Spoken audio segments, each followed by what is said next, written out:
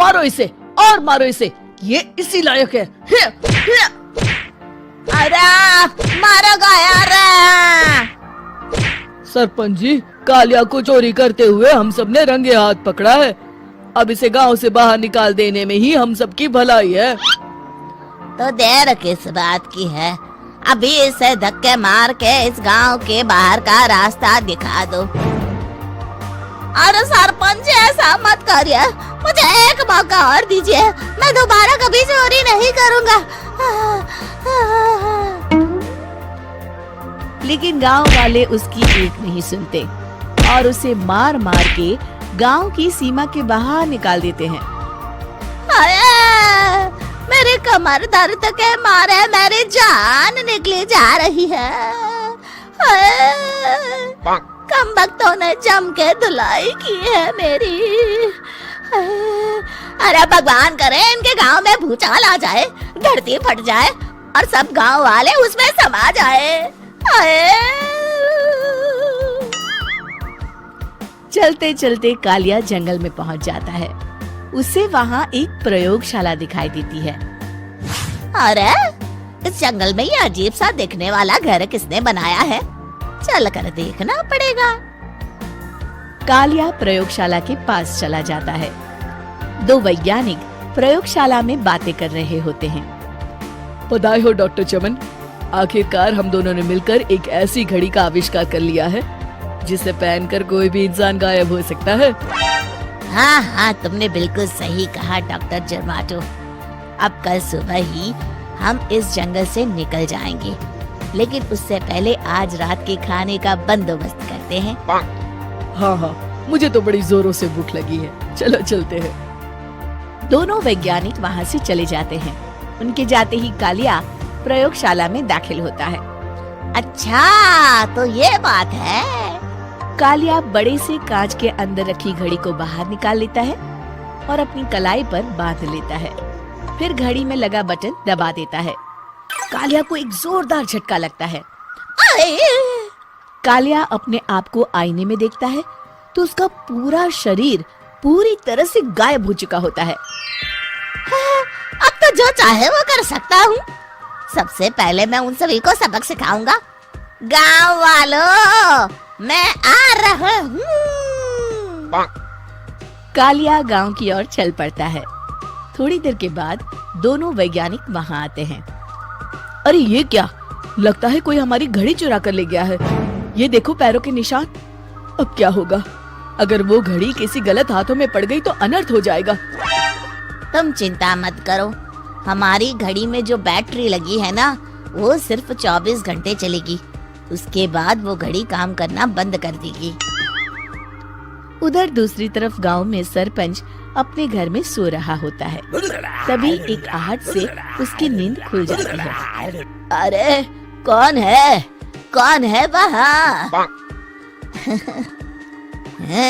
बड़े मजे से सो रहा है, आज मैं तुझे नहीं छोड़ूंगा। कालिया पास में पड़ा डंडा उठाकर सरपंच की पिटाई शुरू कर देता है। ये ले, और ये ले, इसी लायक है, ले। अब मर गया। अरे अरे ये क्या हो रहा है? अरे अरे कोई बचाओ मुझे, मेरे घर में भूत आ गया है। सही कहा, मैं भूत ही तो हूँ, ये ले। अरे भूत जी, मैंने आपका क्या बिगाड़ा है, मुझे छोड़ दीजिए। आपको क्या चाहिए? तेरे घर में जितना भी पैसा है ना, मुझे ला कर दे दे, तब मैं तुझे छोड़ दूंगा और यहाँ से चला जाऊंगा।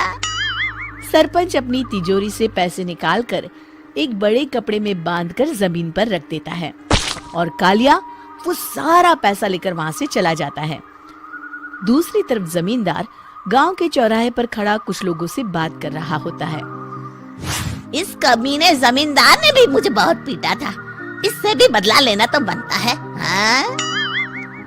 जमींदार अचानक अपने आप को चांटे मारने लगता है। अरे भाई ये क्या हो रहा है? जमींदार साहब अब ठीक तो है ना? अरे मुझे नहीं पता भाई।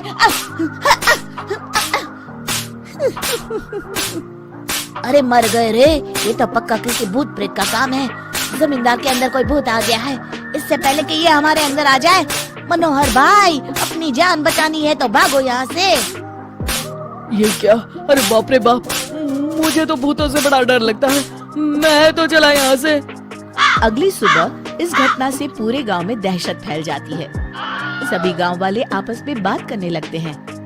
अरे भाई, पता नहीं कहाँ से हमारे गांव में एक भूत आ गया है। उसने कल रात को सरपंच और जमींदार की खूब पिटाई की और उनके सारे पैसे भी लेकर चला गया। हाँ भाई हाँ, ये भूत तो मुझे बड़ा अजीब लगता है। मेरी समझ में नहीं आता कि भूत उन पैसों का करेगा क्या।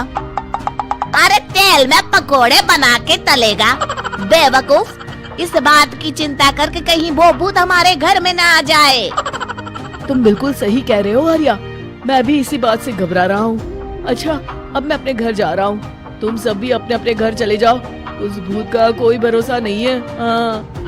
तीनों वहाँ से चले जाते हैं। दूसरी तरफ कालिया सारे पैसों को एक खंडर में छुपा देता है।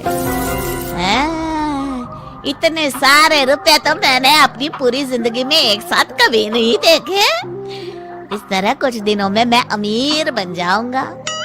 आज मैं उस मोटे बब्बन को अपना शिकार बनाऊंगा। सुना है दहेज में बहुत सारे पैसे और गहने मिले हैं उसे।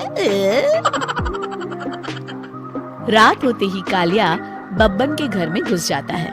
हाँ, मिल गई तिजोरी। अब जल्दी से इसे खोलकर सारे पैसे निकाल लेता हूँ। अरे खुल जा, खुल जा। खुल गई। कालिया पैसे थैले में भर ही रहा था कि तभी बब्बन उसके बगल में आकर खड़ा हो जाता है। भाई क्या कर रहा है? अरे हट। अरे तेरी इतनी हिम्मत, मैं तेरे सामने खड़ा हूँ और तू फिर भी मेरी तिजोरी से पैसे चुरा रहा है। अरे मैं तो गायब हूँ, तू मुझे कैसे देख रहा है? कालिया अपनी घड़ी को देखता है।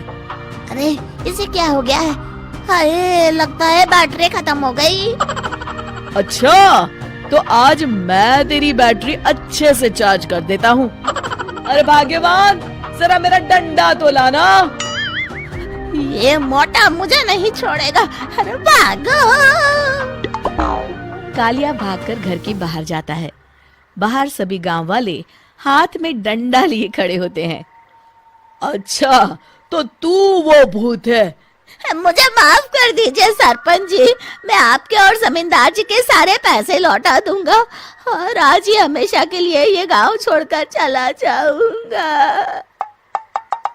शिक्षा: बुराई ज्यादा दिन की मेहमान नहीं होती, एक दिन उसका अंत हो ही जाता है।